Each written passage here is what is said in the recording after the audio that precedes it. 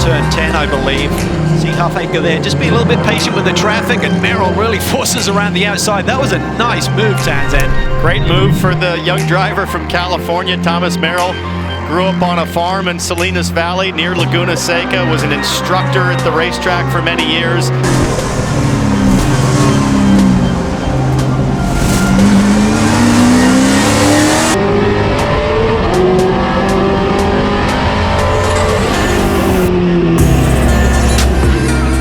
Hey, 大家好，我是 Thomas。那我们今天呢 finally finished for the past 3 days. You know, it's been really long 3 days. Honestly, I'm super exhausted. I'm ready to go home. But today, I think overall comes definitely very promising. I think we have a lot of very good progression in terms of how we start the day and how we end the day, right?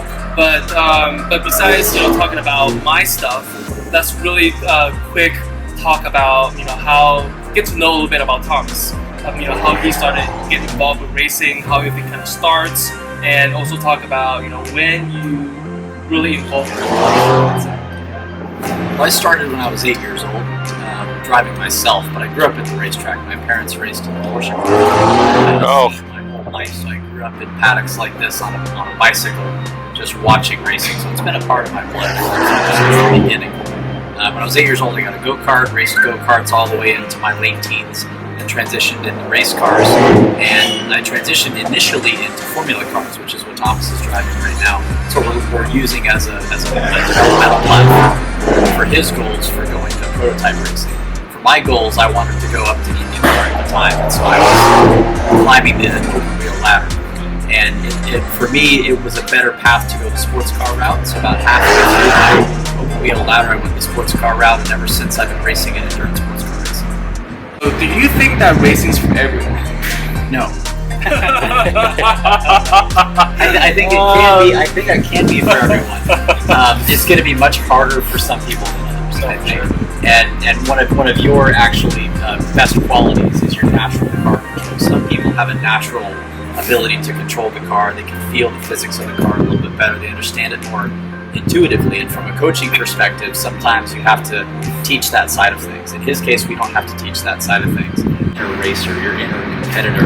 And that's why I say racing isn't necessarily for everybody, because some people aren't inherently competitors. They don't have that drive. They want to enjoy driving. And enjoying driving is for everybody. I think racing is for people like you. They're competitors that are always pushing for more.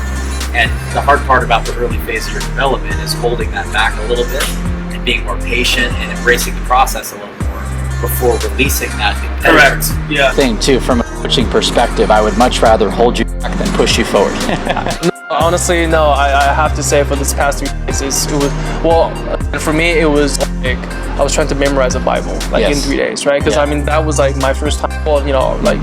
First time stepping on 2 different cars, and literally, I had 3 sessions, about 15-minute sessions on the spec racer, and then 2 sessions in the FE car.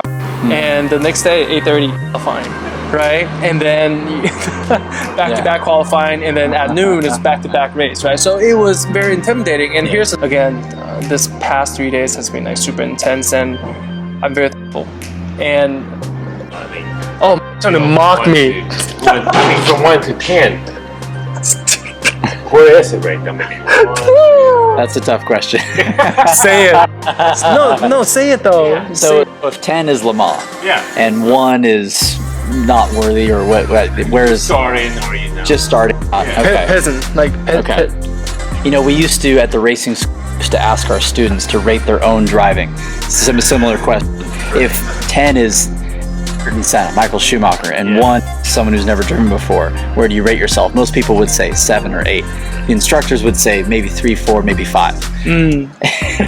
They're not because it's self-deprecating, but because they appreciate how much more they have to learn. Right. Yeah. So you are in that 3, 4, 5 area. Okay, but good. It's not a skill measurement. It's how much more you have to learn. No, 100%. Yeah. And actually, you know what? Let me give you a really good rep.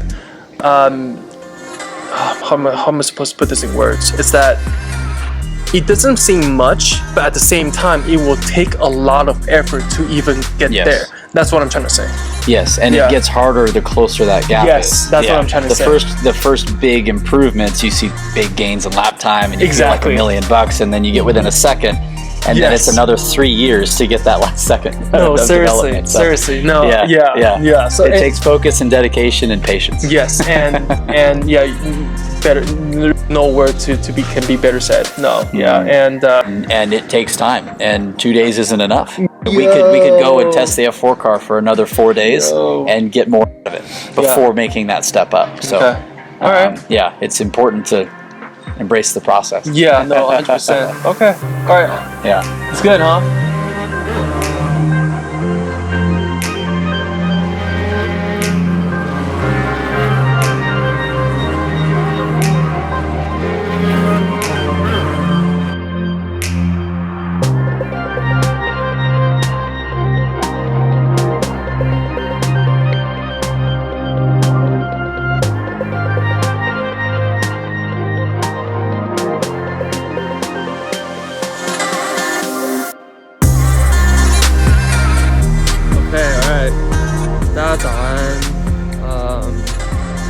Literally, 我刚刚用 Media Pass 进来了 and this is amazing crowd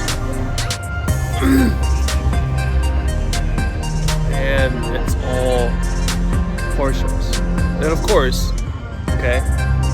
course there's a lot over on the other side Michelin 在另外一边所以I think what I'm going to do today is literally just slowly the whole go through the whole show. Are you ready for this?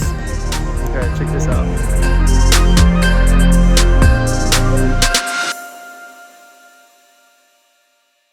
You sure he's at 3? Didn't like go down?